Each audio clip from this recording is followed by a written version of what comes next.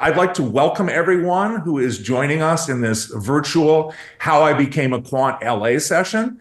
As some of you may know, these sessions are sponsored traditionally by the IAQF, which is the primary and broadest professional organization for people practicing in the field of quantitative finance, together usually with a university, which has a quantitative finance program. In today's case, it's UCLA's Master of Financial Engineering program, which we lead out of the Anderson School of Management at UCLA. And you see on this front slide a beautiful shot of our campus.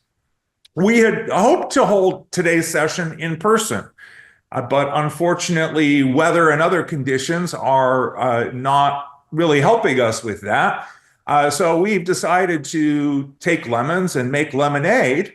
And in this case, I think one of the great benefits is that a much broader audience is able to join us virtually than it would have been possible to have with the on-campus version. So I'm really, really grateful that you've been able to join us. How many are we counting at the moment, Leanna? We've got 83 who have joined, and here's another one coming in, 84 total on the call.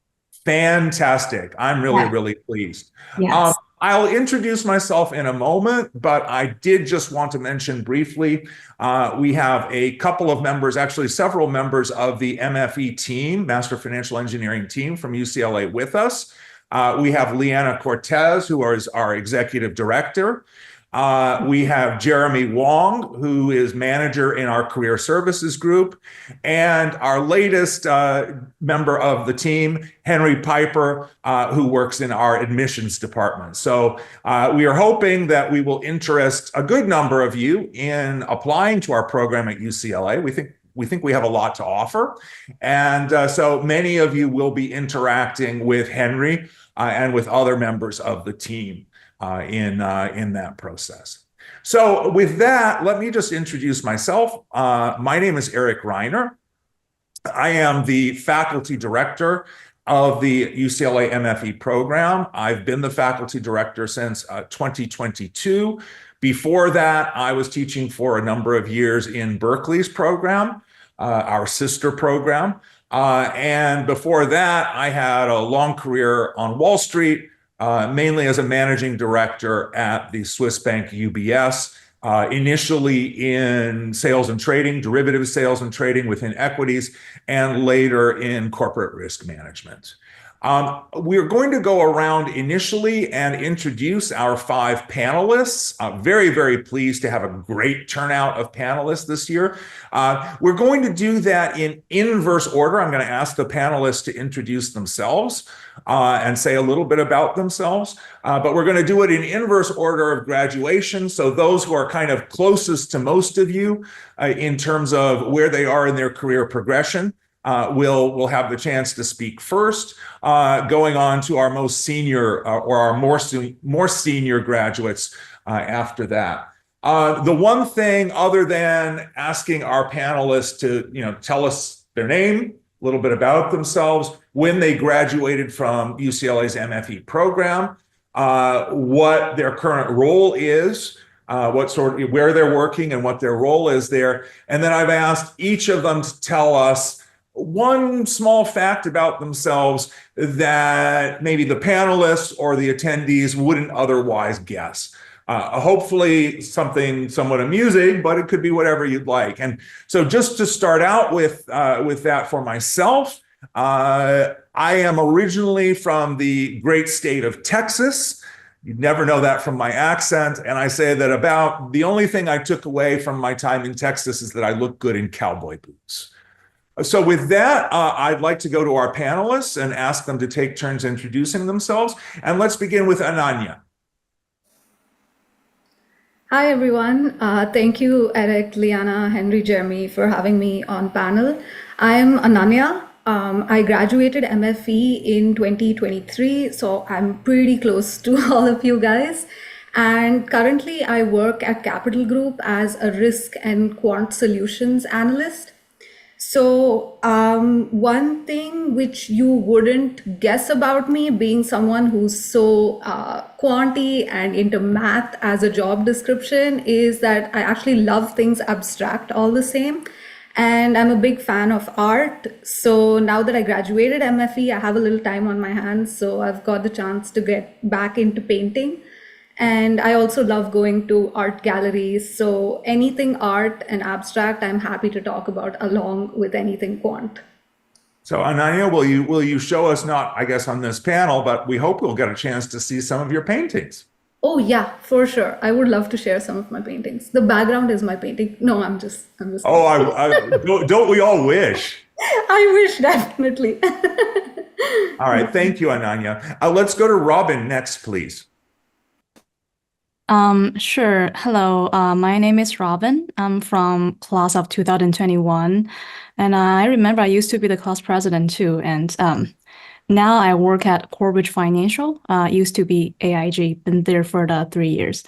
A few fun facts about me is my mom is a piano teacher, and I got free piano lesson as a kid, and she also put me into a lot of different extracurriculum classes like ballet, and thanks for that I still do a lot of dancing during my free time. And yeah, so yeah, that's pretty much about me.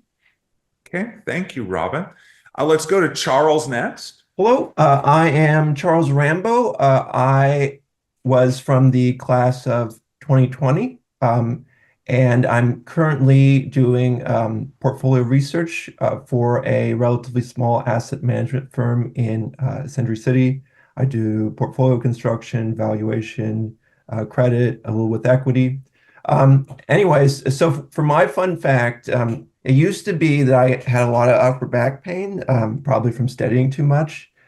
So I started doing yoga, and these days I'm actually pretty regular, maybe 3-4 times a week even. Okay, very good, very interesting. For those of you who might be interested in this, Charles has also been teaching our pre-program mathematics review course, which has been really, really, really helpful in getting our students all kind of onto the same page, onto a level playing field to prepare them for our coursework. So we're really grateful to have Charles not only on the panel today, but also as an active participant in the teaching in our program. Okay, with that, let's go to Jason next, please. Thanks, Eric. I appreciate it. And hello, everyone. Good afternoon. My name is Jason Mercurio, and I was in the class of 2016, actually. So it's been about 9 years. It's been quite a journey. I worked at 2 hedge funds and 2 proprietary trading companies during that time, and progressed in my career as a quant.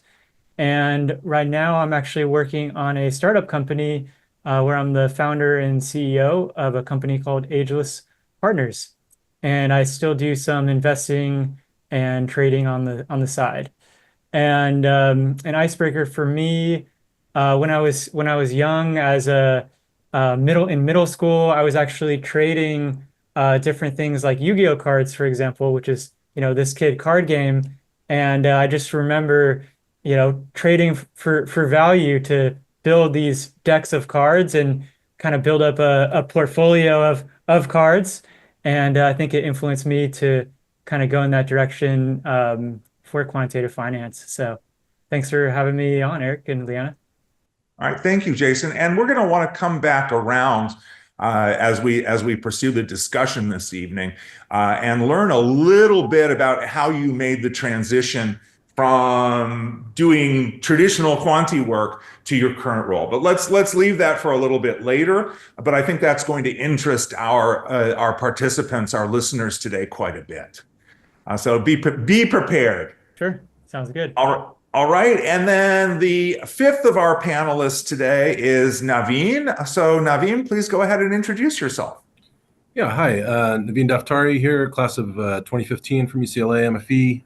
I'm currently a senior quant engineer here at Capital Group. I started this position in June. Before that, I was at Research Affiliates out of Newport Beach, just as a quant researcher across equity and asset allocation strategies. Just want to say thank you for the MFE team for bringing me on the panel. I always love giving back to the program.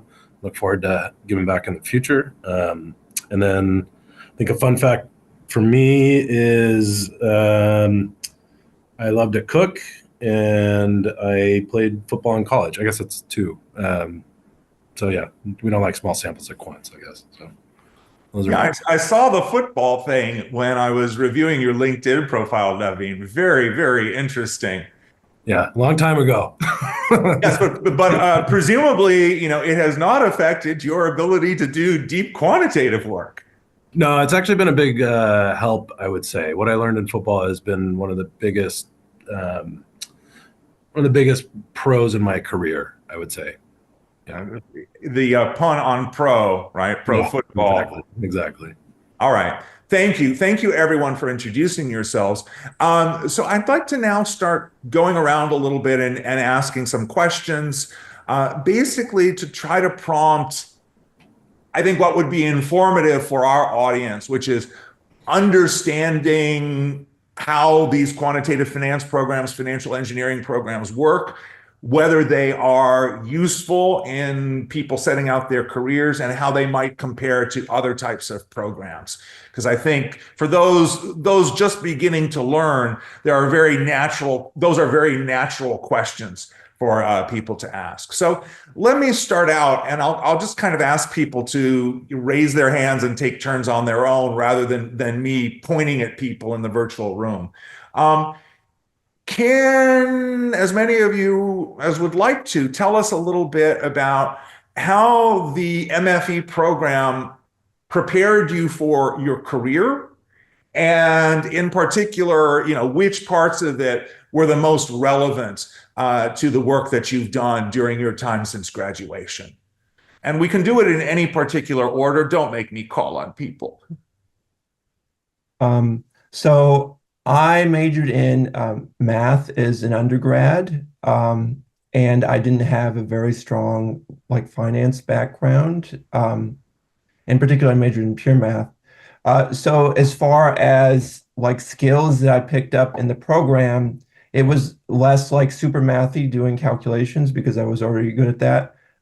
But I learned a lot of programming, and that has been absolutely essential. And I also learned more of the softer finance topics, which I know a lot of quants discount, but I have found actually being knowledgeable about the subject matter very important. And then as far as classes, I'm working in asset management now. So investments was very helpful. Quantitative asset management was helpful. Statistical arbitrage was helpful. And for me, because the asset class I'm working in is convertible bonds, which is a bond where if the underlying equity does well, you have an option to convert. So it's essentially a regular bond plus a call option. So I do a lot of derivatives pricing type stuff. So for me, I also found the derivatives class and the computational methods class very useful. Okay, that's really, really helpful. I'm sorry, Charles, that you graduated before you could take derivatives with me. But maybe Ananya can comment on that when we get around to her. And incidentally, just to kind of tie things together a little bit, so actually two of our applied finance projects, right? Those are the senior capstone projects that our students do at the end of the program. Two of them this year had to do with convertible bond pricing. One of them was purely about the modeling, about the computation, and the second one was about a particular type of hedge fund strategy called convertible bond arbitrage, which I suspect from what you've just told me, Charles, it works its way somehow into what you do for a living. Close. Yeah, we have a convert arb team as well, but I technically don't work on that. Okay. But yeah, convertible bonds are a very tricky one to price. So like the industry standard is the finite difference method. I don't know how far along in the program the students have gotten, but it's coming up if you haven't seen it already. All right, very good. Who would like to go next in terms of relationship between MFE curriculum and your career so far? I can go next. Okay. Yeah, I thought the curriculum was very good. I would highlight the interdisciplinary nature of it, where you're not only learning about financial markets, but you're really refining your ability to do statistics and computer science, which are very critical in in multiple fields. Um, and I thought it did a good job to kind of prep you to go to have several options. Like, you can go into banking, you can go into hedge funds, you can go into trading.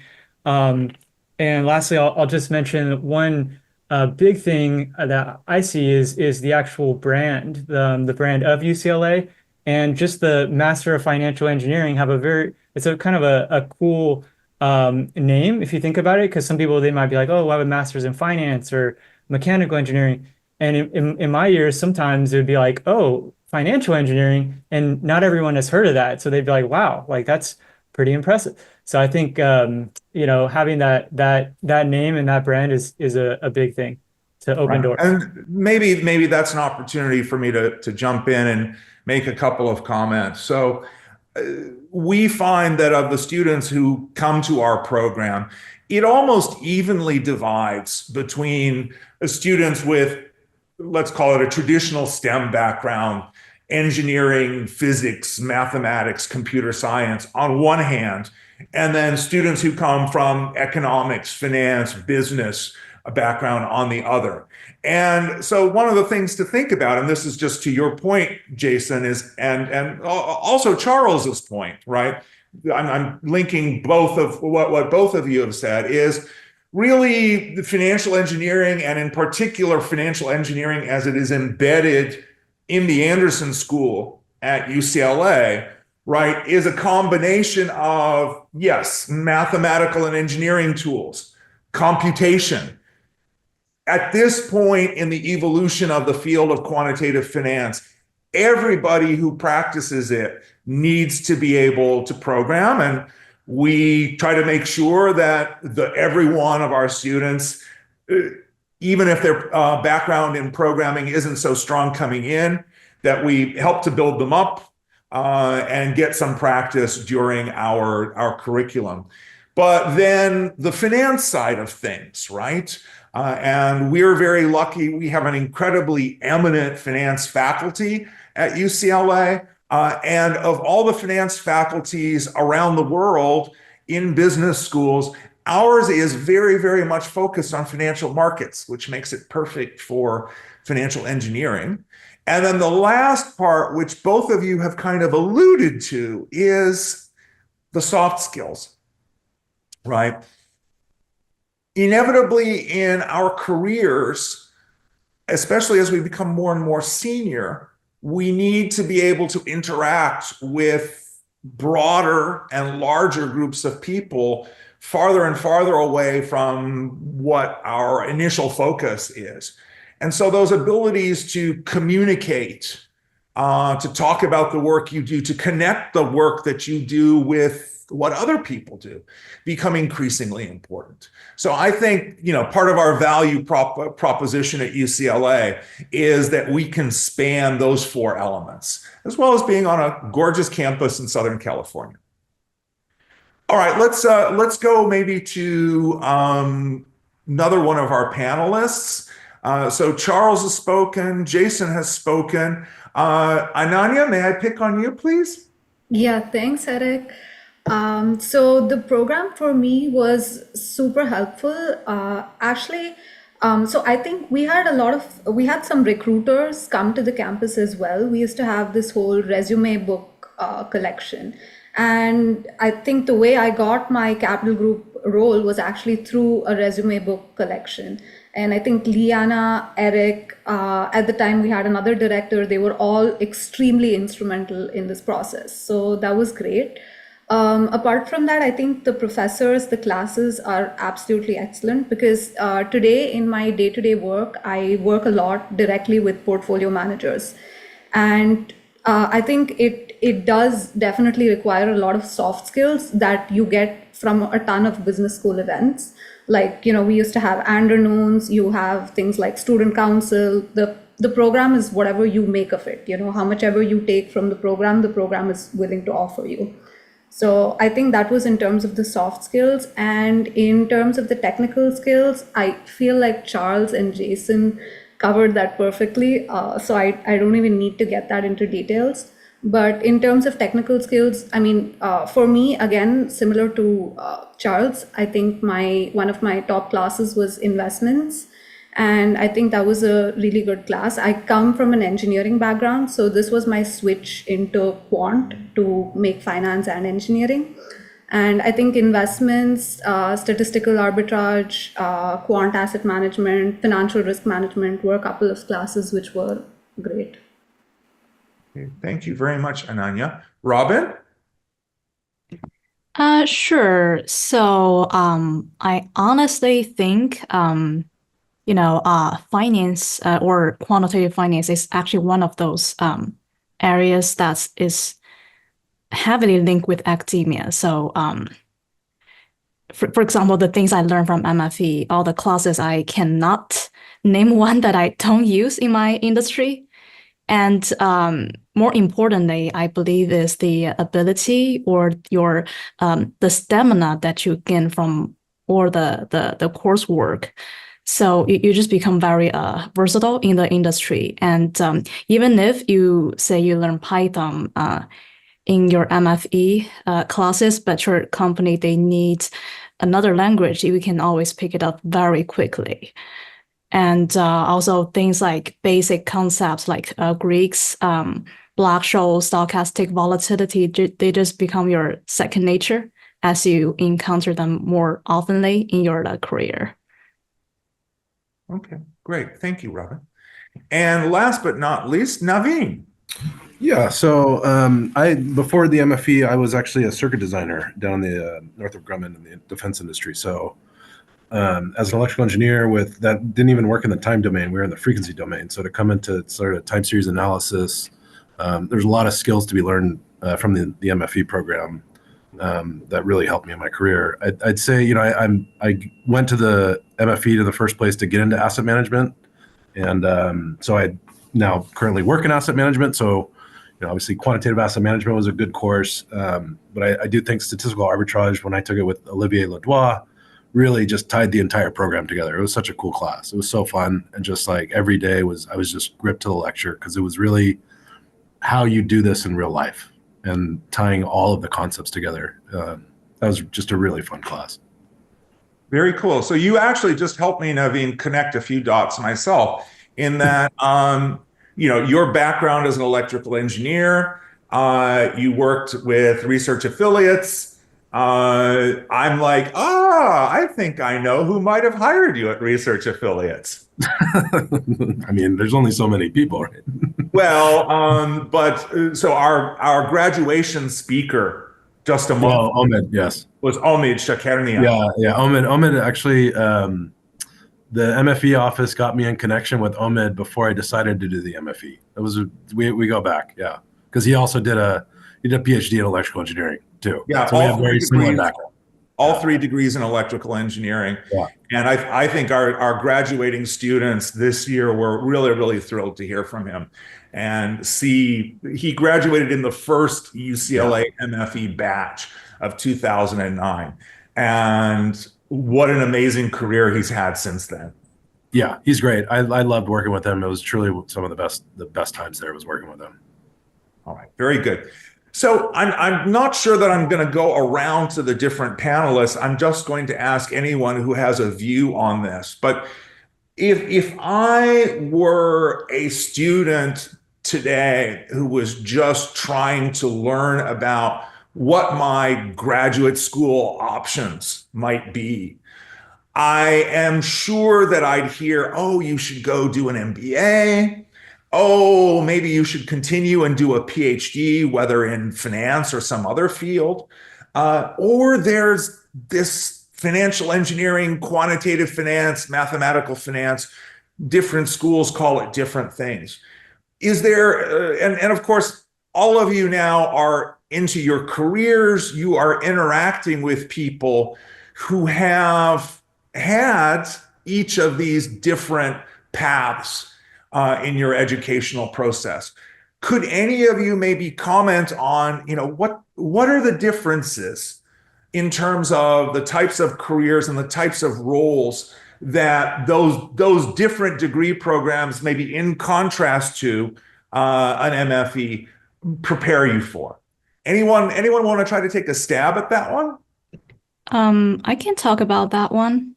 Okay. For MS or the MFE, personally, I think it's the most cost efficient degree, meaning that they take the least amount of time. I'm not sure if it's the least amount of money comparing to MBA, maybe most likely, and that gets you ready for the quantitative career. I'll say that the disadvantage, it's hard to find one, but it's pretty much like during the green economy can put a slight disadvantages on you comparing to those BS graduate, because we required a higher salary, a higher entry salary. So that's what I can think of. For MBA, I do have a couple of managers, they coming from MBA backgrounds, and the others, they have a bachelor, they have MFE. I honestly don't see that much difference between them, and I think one can be a substitute for another. But I will say that MBA may be a good platform once you have a ceiling in your career and you want to make another jump, but you had a hard time to do so. Maybe that can give you a good networking opportunity. Or if you want to explore career in a different country, you can go to that country's MBA. So that can be a good chance.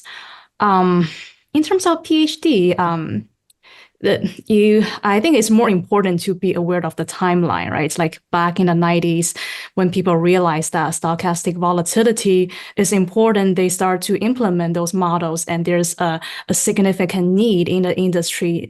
They want those papers.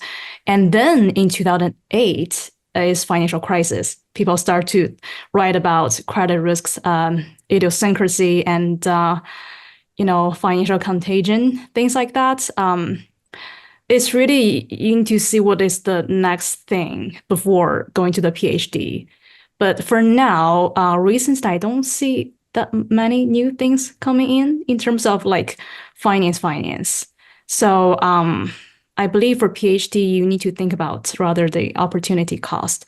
Do you think the industry, they prefer somebody who worked for 5 years or who went to PhD study for 5 years? Which one you think is more valuable? And that's the question you should think for yourself before, thinking about PhD. So, yeah. Okay, I think those are good points, Robin. Maybe we'll ask a couple of others in a second. But we have students who come to us already with MBAs, and we also have students who then, are graduates who later in their careers return to school for an MBA. And I really kind of like the way you positioned it, because MBA programs generally expect that you have a significant amount of work experience before you go to the program. And so it is exactly as you kind of put it, that you look for an inflection point in your career when, the optimal gain you can get from the program, from something like an MBA program, is a little bit later on than, let's say, for a program like ours. PhD, we have examples, especially a few years back. A lot of people came to us in those days already with advanced degrees. But now what I'm seeing is we don't have as many advanced degrees coming into our program, but every year, a number of our students, a number of our graduates decide that they would, they love the academic side of quantitative finance so much that they decide they want to apply for PhD programs. And in fact, it's great at UCLA. My faculty colleagues are really very happy with us because we then become a way of introducing some really excellent students to them for continuation in the PhD program. So thank you for that, Robin. Anyone else want to comment on maybe your perspectives on differences between MBA, MFE, and PhD degrees? Well, just briefly. So like a lot of MBAs, they go into quant rules. I've seen people on LinkedIn. But the skill set is materially different. So if you're looking to do a quant role, you're going to have a burden of proof. If you come from an MBA background, it's like, how well can you program? How familiar are you with machine learning? How familiar are you with derivatives valuation?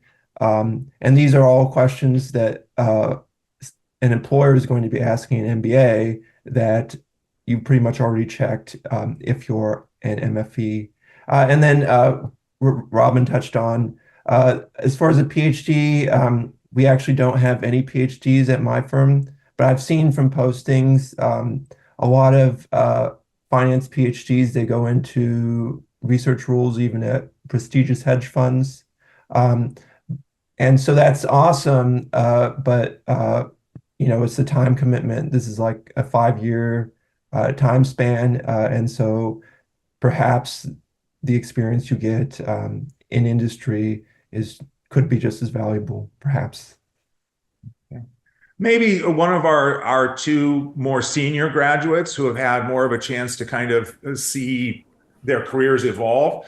Any perspectives from either of you on this question?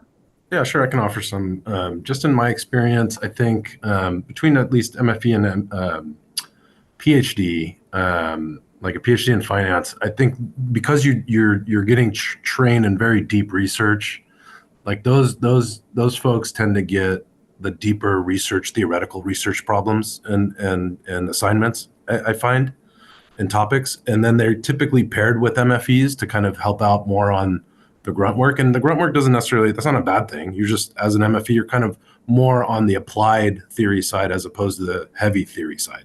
So from a PhD perspective, I find the PhDs are heavy on theory, lighter on the technical side, but that can also be an issue when it comes to, times get tough, because if you have a strong tech kind of, capabilities, you can do more things.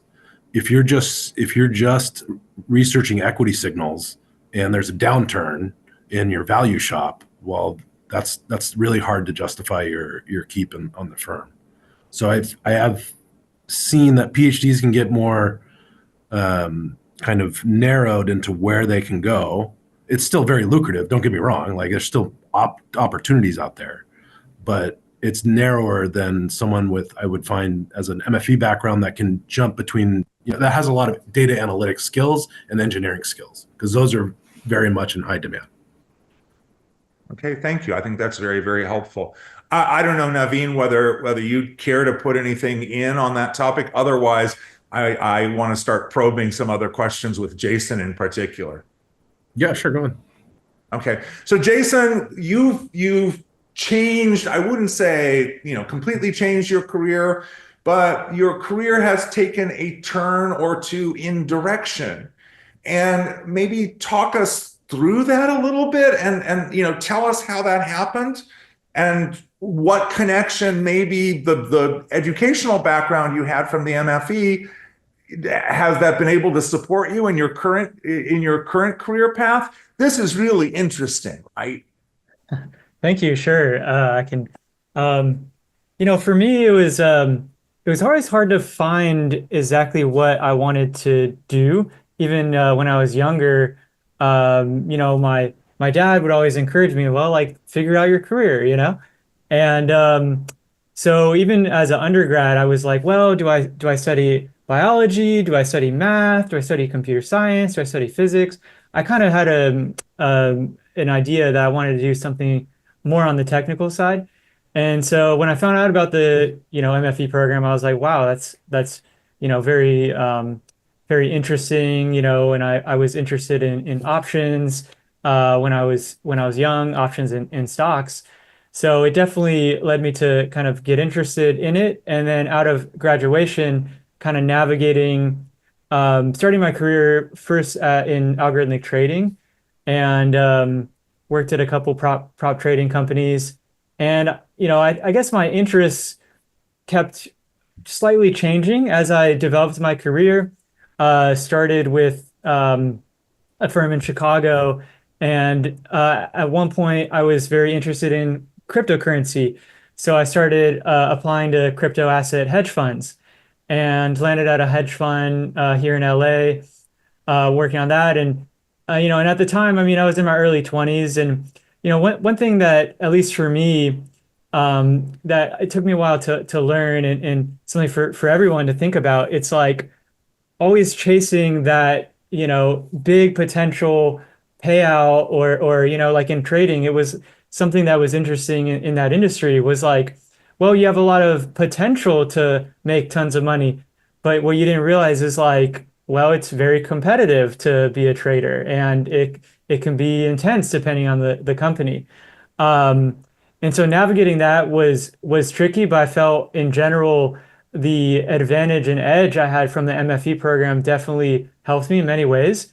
And then when I was at this last hedge fund called O'Neill Global Advisors, where I was there for 4 years, I could definitely feel that it helped me. Even when I was working with more experienced traders and more experienced quants and data scientists, they could kind of tell that it was like that I had learned a lot in my education and at these other companies. And when it came to actually transitioning more out of hedge funds and out of a quant, I mean, I would say once you become a quant, you're pretty much always going to be a quant.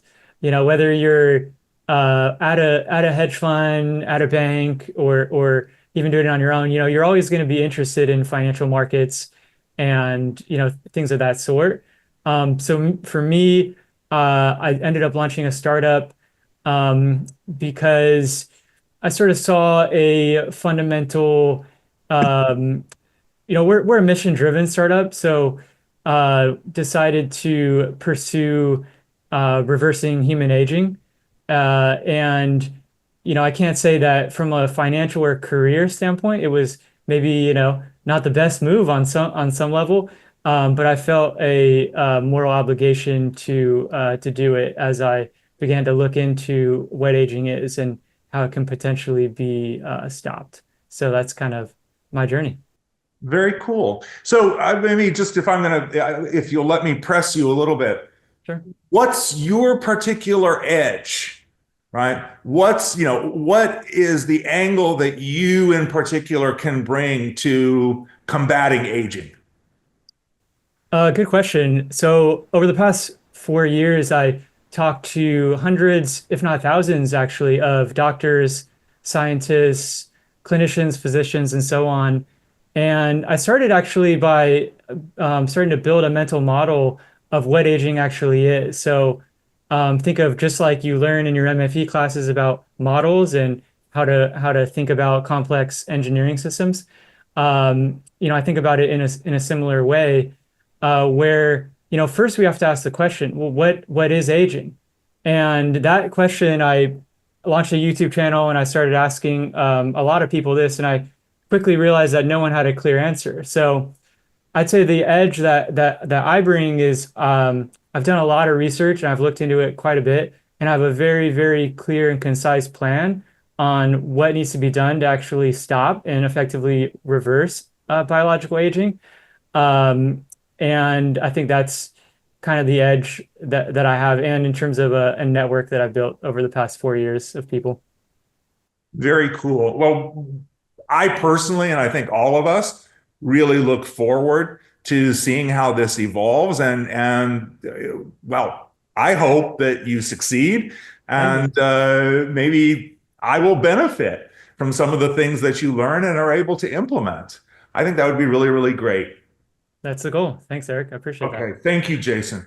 At this point, so we started about 5:30, and we intend to go, that's Pacific time. We intend to go until about 6:30. This would be a great time, I think, to open it up for questions. Now, I am not from the audience. I am not sure whether I'm going to be able to see them or not. I guess we're going to find out.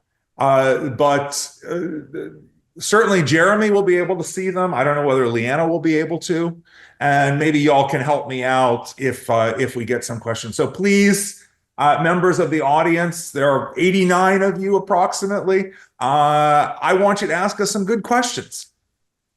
So a few just populated in the Q&A section.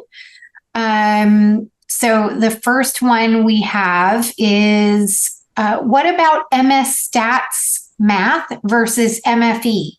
I want to work in quant more than just continue with education. Which degree would get me there faster? Any one of our panelists want to take a stab? Ooh. Silence on the wire. That means I have to talk. Yeah, Charles looks like he's ready. Well, so I don't have a master's degree in stats, so I can't speak in too much detail. But like really, to be good in a quant role, you need to actually understand the finance. So if you're doing a stats degree, that's great, but you need to also be able to demonstrate your command of finance. So maybe you could do like a stats degree and maybe take the CFA or something as well. But you need some supplementary material to sort of prove your chops within a quant role. So that's pretty much how I would have answered it, Charles.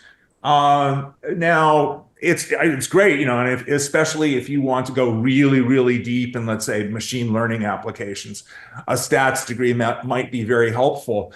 But the challenge you are going to have is then, coming up to speed on the domain knowledge, right? And a firm is going to have to, if it's a firm with a big budget, they may say, great, let's hire a real stats expert, and then let's hire the MFE as well, and they'll complement each other. We'll pair them together. But the challenge will be that if you don't have the finance, the combination of finance, the firm is going to have to invest in bringing you up to speed. The CFA you mentioned, Charles, is great, but it takes a minimum of 3 years to prepare for that. So that might be the distinction there that I would draw. Okay, next question. So we have another question. How do you stay updated with the latest advancements in AI, NLP, and ML? Have these technologies significantly influenced your work? If so, what are some of the most impactful changes or innovations you've experienced in your field? Great question. Mm-hmm. Who wants to take it? Yeah, Jason. I would say there is a huge pervasive phenomena happening right now in the field of AI, machine learning, and just natural language processing in general, where the systems are becoming better at simulating understanding, intelligence, and execution of tasks. So, for anyone in a quantitative field or really any field, using them as tools, I think is key. If you're writing code, you can use ChatGPT, Gemini, Claude, any of these AI tools to accelerate your development. And the code that the AI model might come up with might not be perfect. You might have to go back and forth.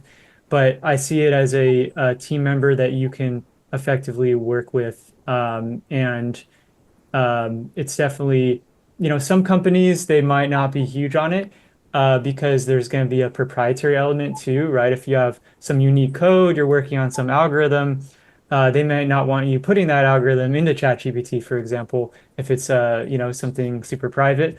So there is definitely that aspect as well. So. Yeah, everything you touched on. By the way, I see some people are raising their hands. Leanna, up to your call as to whether you want us to call on them in person or whether you'd prefer to put it through the Q&A box. But right. I think we'll take one more from the Q&A box, and then we can go to those that have raised their hands, and then we'll go back to the Q&A box. Okay. I just want to comment a couple of things on what Jason has said, right? There's no question that these tools are revolutionizing finance, revolutionizing almost any field, right? So machine learning, we now have, in fact, we just switched it in the curriculum as of this year. We have a machine learning and data analytics course with finance applications that is now part of our core course. And we're in the process of developing, and hopefully we'll pilot it as of this coming fall, an elective on advanced AI and machine learning in finance applications. The answer to, at least it's a partial answer to the point that you raised, Jason, that a lot of firms are a little concerned about using a tool like ChatGPT is we're seeing ring-fenced, right, sandboxed versions where you completely control the information flow so that you're not leaking proprietary knowledge outwards. But it's really, really a great question. So with that, Leanna, I'm going to let you do the directing, please. Okay, great. So from Zach Shee, he's asking, for Charles, with your pure math and quantitative background, how did it prepare you for MFE and your quant roles? And was there a major that you felt would have better prepared you? Well, so it's always a give and take. So as an undergrad, I majored in pure math. So I was very prepared to, say, for example, take like a stochastic calculus class. But pure math students, they don't typically code. What they do is they write proofs. So like in like a sort of nebulous way, that was fantastic preparation because you're learning to think very carefully about how everything works. But from a more application standpoint, that's not as useful as, say, coding. And so going into the program, that was probably one of the things that I struggled with most was picking up the coding skills. I would say even more than picking up the more softer finance skills, even though I was not particularly prepared for that. But like I would say, looking back, my math degree was great. Like I can understand machine learning algorithms. I'm good at working with abstract problems. I'm like pretty good at valuation because I went in strong, and so I picked up all the stuff that the teachers taught mostly. So now I can do like a whole bunch of valuation problems really well. So like I would say that like a pure math, it's great. You're thinking very carefully. You have a very strong math background. But that's one of the ones where if you're going into finance, we need to supplement it with other stuff like a lot of coding, a lot of straight finance. And so that would be my comment on that. Right, Charles, I just have to say, I think you downplay your own strengths. As I recall, I mean, I wasn't with the program yet, but as I recall, you had one of the top GPAs in your graduating class. So maybe you're just exaggerating the difficulties you encountered just a tiny bit.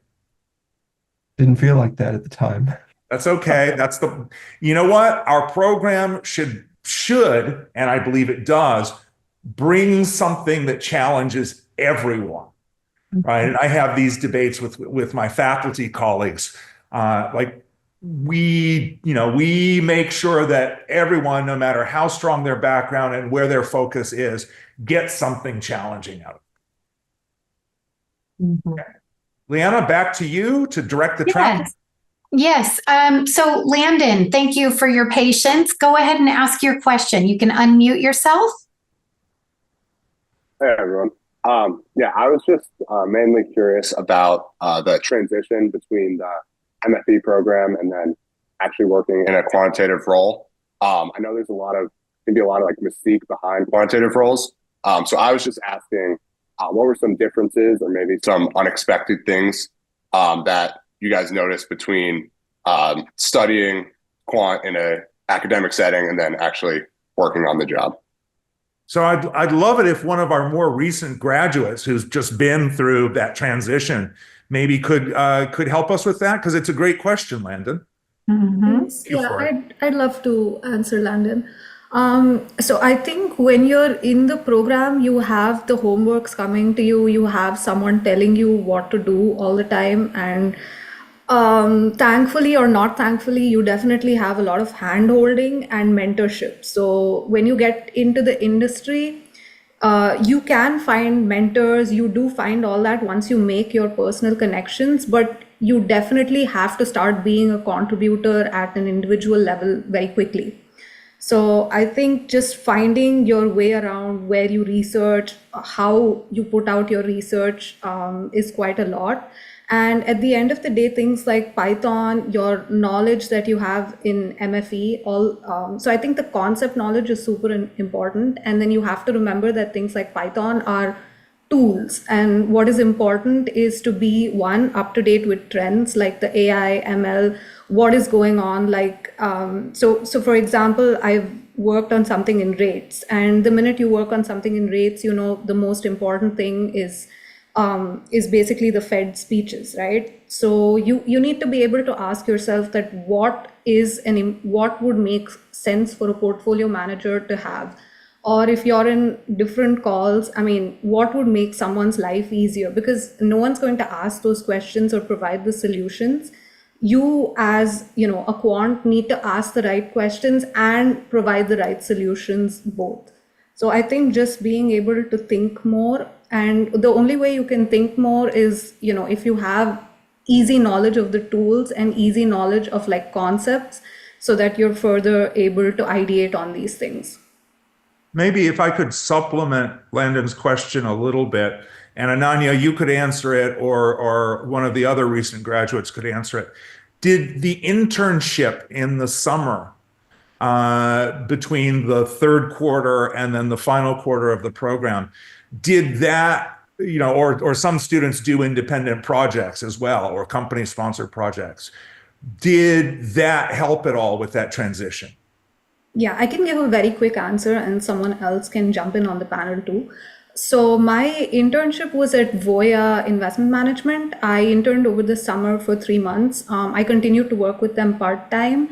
It was in the same area that I worked in, which is fixed income, but it had more exposure to portfolio management rather than just quant. Whereas my current role has exposure to quant and risk. So there was some amount of overlap. But I think, I think the program definitely equips you well to, to do these internships. But again, in the internship, the project is more defined. So you still have some amount of handholding. I think internship is, in my opinion, an internship was still different than a full-time. Internship, you're still closer to college than your full-time, because you have that amount of hand-holding. The expectation is that you do your project, right? And the project of your internship is handed to you, and then be proactive. But at work, there are no guidelines. It's like you kind of have to take charge. You have to be proactive, ask the right questions, push the right outputs, and, make your own way. Thank you. Thank you for the question, and thank you for the response, Ananya. I'm conscious that we're down to about 5 minutes left. So Right. I think we should bounce to the next question.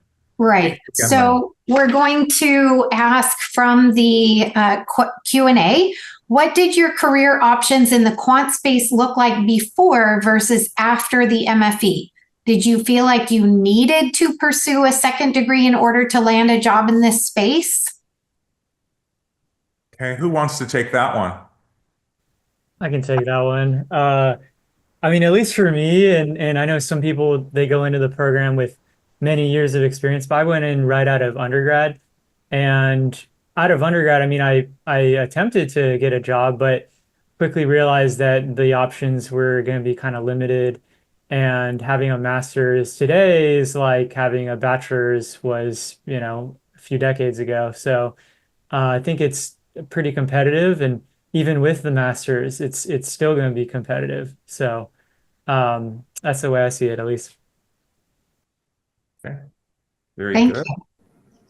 you. So Gus has a question for Naveen. What did you learn during your football career that has helped you in your career?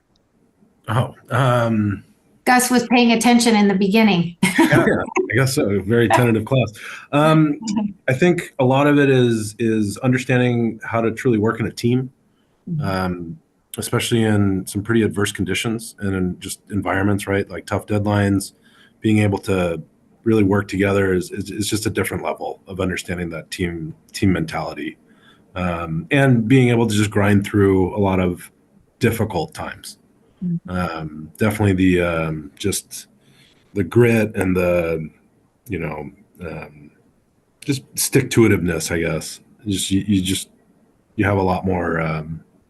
You're just stronger to those kind of environments. So I think it definitely separates you from understanding how a team really mends together and functions together. Great. Thank you very much. Kunal, you've had your hand up for a while. Kulkarni? Yes. Hi. Okay, so I'm currently a fourth year undergraduate student, and I was wondering if you had any advice on planning a career trajectory if I plan to consider master's options a little bit down the road, possibly a couple of years down the road. And my second question is what sort of projects are you guys working on right now? I mean, this question is pretty much open to anyone. So, and that actually ties into another person's questions. What personal projects would you guys recommend in order to effectively showcase your skills for quantitative finance roles? Anyone who wants to take that question? Kunal's and what was the part of that again? Sorry. You go on, Naveen. No, I was just sorry. I was just asking, what was the first question again? Sorry. The first question was maybe what looking out with the thought that so I'm rephrasing it a bit. Looking out with the thought that maybe you might pursue a master's degree after a couple of years of work. What kinds of maybe career choices might you make up front? So, for example, what sort of a job might you look to take right out of college to prepare you then for something like an MFE and then for a quantitative career afterwards? Maybe that's how I would choose to interpret it. Right. Okay. Jobs and/or projects. Right. Well, okay. Oh, you want to go, Naveen? I'm sorry. Sorry, no, go ahead, Charles. Sorry, I just got it. Okay. Well, so the bad news is that finance tends to be very competitive. So it's going to be difficult to find a good job right out of undergrad. If you're able to do it, that's great. I know, at least for my class, the employers absolutely loved the students that already had some work experience. So if you can grab a little bit of experience, then that's wonderful. It's to your advantage. But I think essentially everyone got a job after the MFE program. So it's like you could potentially be applying for maybe 6 months and not get anything as an undergrad. And probably if you go into the MFE first, within 6 months, you'll probably, I can't guarantee you, but you'll probably be able to land a decent job right away. So essentially going in, trying to secure a finance job right out of undergrad is, it's a little risky. I don't know if it's the right thing to do. It may be the right thing for you. And the other question regarding projects, what I have found is really there's no upper bound for programming skills within quantitative finance. So just the better programming you are, the more your employers are going to like you. So I would advise trying to do stuff that sharpens your programming skills and also integrates in topics within quantitative finance that you're interested in. I think that's a really good answer. So just as someone who used to hire people, I would say a couple of things to keep in mind. Number one, take a personal interest in investing.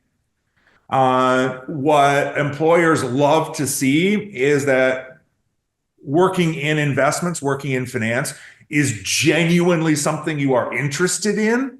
And so to the extent that you can, either begin to invest on your own, take part in an investment club at your university, do projects, as Charles said, in the area of quantitative finance, meaning do some programming, maybe do some implementation of some models, get some data, show that you can work with the data as well.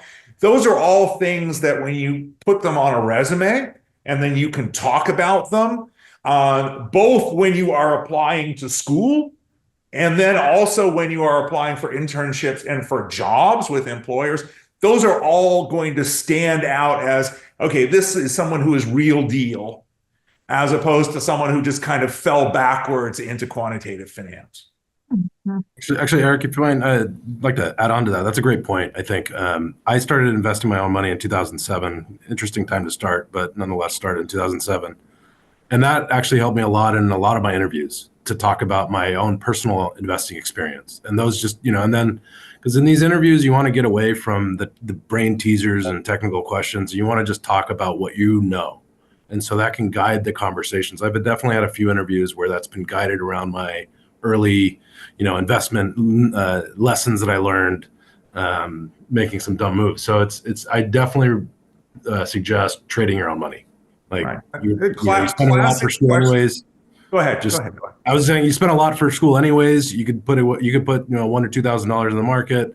That's as much as a class, and you'll learn just as much almost, because that is a real ride that your clients will go through, is investing that money, and you kind of need to understand what that ride is like. Right. So it is, by the way, a classic interview question is, tell me about your personal interest in the markets or personal experience with the markets. It's a chance to kind of step away from the, what courses you took or what your GPA was. And that actually has a behavioral component as well, because the interviewer is looking to see your passion, right? Looking to see also how you communicate and how you think about investing, financial markets. So is your interest genuine? Do you have the passion? What did you learn? What mistakes did you make along the way? So really great answers. One more question, and then maybe we wrap it up. Sure. We've got I think 4 questions plus William. William, if you'd like to ask your question. Right. Yeah. Thank you so much. And thank you. Apologies for taking up everyone's time a little bit more. My question was revolving around data-driven strategies when it comes to the quantitative finance and investing or trading. I was wondering, given the increase of machine learning and those models, how has our own intuition, has that become less important when it comes to making strategies, or has that become more important? I was open. That question's kind of open. William, it's a great question, William. And who wants to take it? I can take it. Yeah. Um, I would say it really depends on the firm and the strategies that they're implementing. So, certain hedge funds or certain proprietary trading companies, they'll usually have multiple, think of like departments or groups. They may have a discretionary group where their intuition and sort of their analysis, eyes on screen, is going to play a huge role. They're going to really be keeping track of the stocks that they hold if they're investing in equities, for example. But at that same company, they may have a quant team as well, where they really base their analysis and strategies off quant work, so programming, statistics, and sort of data-driven strategies where, data is the oil of the engine, for those strategies, and a lot of the implementation and the execution of them is really centered around data that they've likely collected over many years if it's internal data. So. Great. I'd want to add a small point to Jason. Is that I think even so, while you're going to keep doing this at work, you also want to keep learning on your own. So these things is you would want to still have your own personal projects as well. So for example, if your work is in, equity or fixed income, and you want to have your own personal project where you're analyzing cryptocurrency, there's no harm. And I think that you just have to be proactive and start building your own strategies and getting it out there. So that's one thing which is key. So even if you start looking into quantitative investing, there are so many different ways that you can go. In terms of investment management, usually before, companies were all fundamental, but we see that there's a shift. Even with fundamental companies, they're moving more to quant now, and they're actually placing a lot of reliance in quant. So I think overall, knowing strategies, knowing things like, statistical arbitrage, pairs trading, all those, basically the different kind of strategies are quite helpful. I was just going to add that I do think how technical some of these strategies get depends on where the money is coming from for the firm. So like if you're trading internal money, that can be very black box, and you could really try some stuff and be really quanty. But then you come back out to kind of what Ananya was saying. We're both at what is traditionally a stock picker, fundamental bottom up investment team that is now geared its sights towards more quant solutions. And so like here, we're exploring AI and some other stuff, but it's not like front and center. We can't lead with, oh, look at all this cool quant technology we have, because we already have a brand of fundamental bottom-up stock pickers. So it kind of depends where and what market your company is in, what sector of the industry it's in, to how technical those strategies can be. Okay, thank you. I realize that we are over time by 9 minutes. If I know that some attendees have already left, but there are quite a few left. And if you panelists are able to stay just a few more minutes, we can get through the last 4 of these questions. Are you guys good with that? Yeah. Okay. I'm good. Wonderful. So we have another question from one of our anonymous participants. What are some suggestions for applied math major to prepare for a career in quant and potential graduate studies? Well, I wasn't applied, I was actually pure, but I guess I should speak to that. Applied, actually, there's more of a direct relationship to the MFE program than a pure math major like me. I would have to look at your transcript to see precisely what sort of coursework you've done. But if you've done more of a math role, you may want to beef up on your statistics, because some math majors focus more on just the straight math side and less statistics. Depending upon how much programming you've done, of course, do some programming. But probably just as important, since your applied math is you want to make sure you understand the more straightforward finance, because that you're also going to be studying that material as well. So that would be my advice. If I could just jump in a little bit there, I agree with everything. So as the person who's responsible for the curriculum in our program at UCLA, I guess I see this up front. I entirely endorse what Charles says. Probability and statistics, make sure you've got some. Make sure you've got, at least one programming language well under your belt, preferably one with a focus on scientific programming. Most important outside of this, and it was the thing that really helped me as an engineer make my transition, is take some courses in economics. Ideally, a course in micro and a course in macroeconomics, so that you kind of see both ends of the telescope with respect to economic thinking. Once you have those, the thinking about financial problems becomes so much easier because you have the grounding in the way an economist thinks.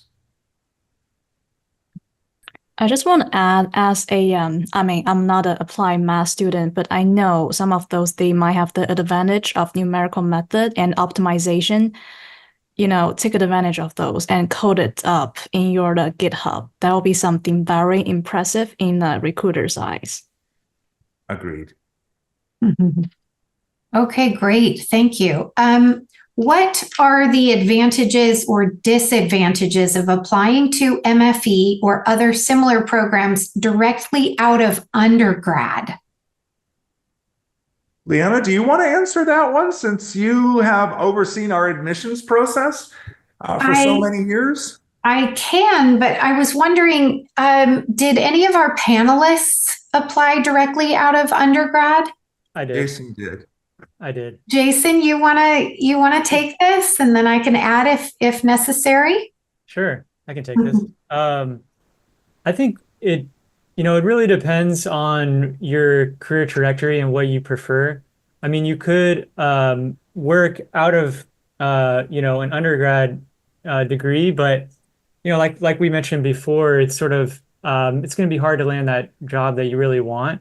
So I mean, you could attempt to. You could send out some applications, but at least for me, out of undergrad, I quickly came to the determination that it would be the right move to get a master's. Not only that, you think about like the length of the program, this isn't like a PhD where it takes 5 years or so, right? You can kind of think of this almost as an extension of your graduate education. So if you're thinking about, do I go to work or do I, join a master's? I mean, think about like how long you'll probably be working for, and the advantage you would have of more or less going straight in if you feel prepared, especially, might as well. That's the way I thought about it and what I ended up doing. So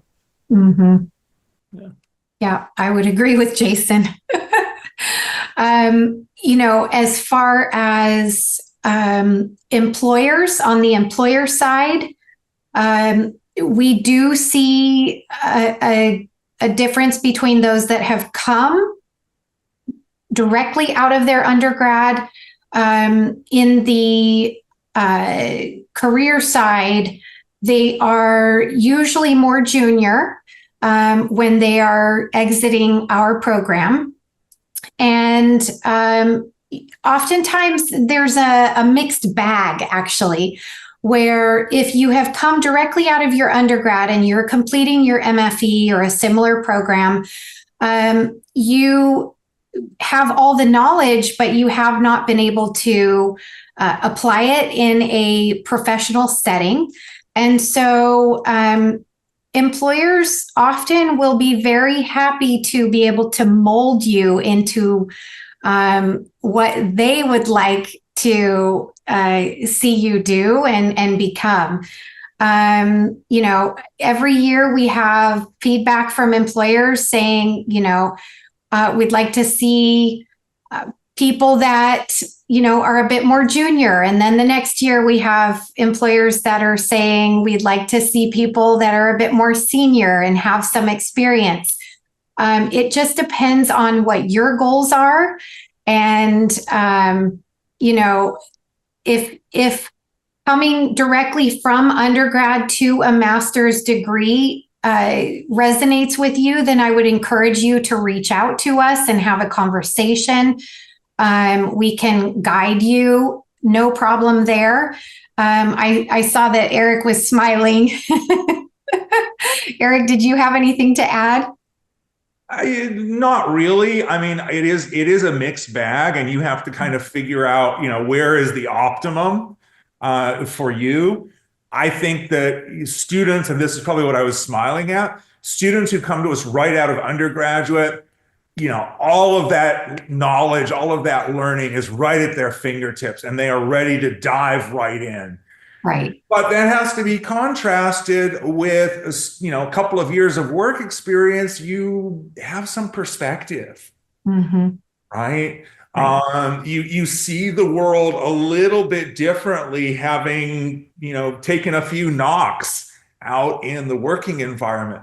And the two are very complementary, right? So we can't make that call for you, but we take almost half our students directly out of undergraduate, and the rest with some work experience, and there's room at the party for both.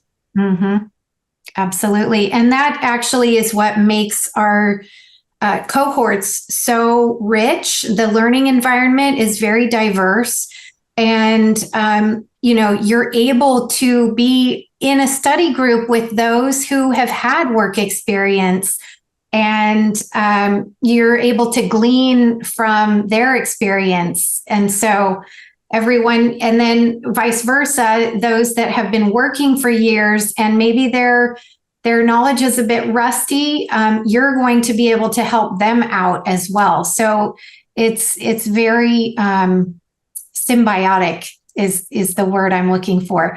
So moving on, there is a question about from Daniela Vartani.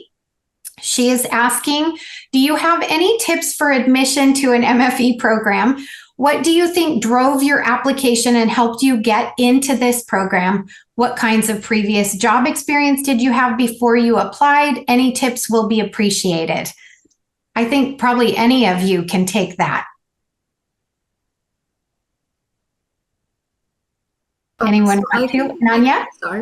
Yeah, I think for me, I think having a good GRE score matters. So good scores, GRE, TOEFL. If you have publications, that helps. So I've published 2 papers, one in the Journal of Physics. And apart from that, I would say so my background is engineering. And despite being engineering, I still had projects in finance. So that also makes a difference. And I also had work experience, which involved both engineering and management. So I think it's just an overall view of how your profile looks and how you may have some areas which are strong, some areas which you're not that strong at. But I would say highlight your strength areas and definitely be well-rounded. Our admissions process by design is very much holistic, right? There is no minimum GRE score. We still do require it, but it's just one indicator of many. And by the way, GRE math versus GRE verbal, they are just 2 indicators, 2 numbers that we're going to consider along with GPA, the things that Ananya mentions, right? Have you published? Wow, if someone's published a technical paper, our eyes are going to go wide. Did you take part in quantitative competitions or, physics or chemistry? We have some people who have done either at the national level or international level, math Olympiads or physics Olympiads. Whatever you have, right, to bring to the table, just bring it.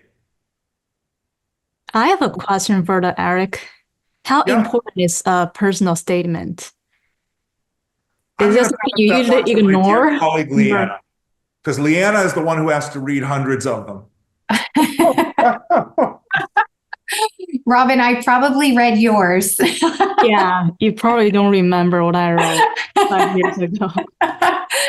No, every aspect of the application is important. However, I saw Ananya put her hand up, but I would say that, you definitely want to pay attention to what you are submitting. If you feel that the personal statement is actually having a lot of overlap with the MFE essays, because we do ask 2 required questions that you need to submit along with your application, then you can just upload your MFE essay in the personal statement. So maybe that, I encourage people to send us their personal statement when they feel that they have additional information that they would like to share with us. But really, to emphasize Professor Eric's point, we do a very holistic review of the entire application. So I hope that helps. One